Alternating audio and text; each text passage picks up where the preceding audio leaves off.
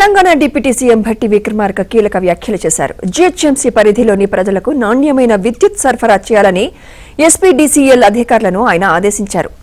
Mint కాంపౌండ్లో ఆయన మాట్లాడారు. వర్షాకాలాన్ని దృష్టిలో పెట్టుకుని విద్యుత్ అధికారులు అప్రమత్తంగా ఉండాలని ఆయన సూచించారు.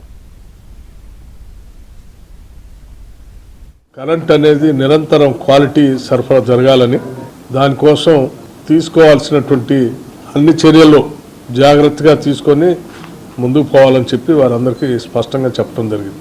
వర్షాకాలం వానలు రకరకాలైనటువంటి గాలి వీటితో అక్కడక్కడ స్తంభాలు ఒరిగిపోయేటువంటి ప్రమాదం కానీ, వైర్లు వంగిపోయే ప్రమాదం కానీ, చెట్లు ఎక్కడైనా పడి వైర్ల మీద పడే ప్రమాదం కానీ ఇవన్నీ ఉత్పన్నం కావటానికి అవకాశం ఉన్నటువంటి సీజన్ ఇది.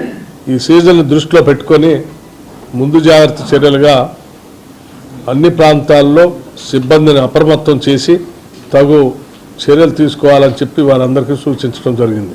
అట్లాగే హైదరాబాద్ నగరం ఈ దేశానికే తలమానికంగా ఉన్నటువంటి గ్లోబల్ సిటీగా ఎదుగుతున్నటువంటి నగరం ఇది.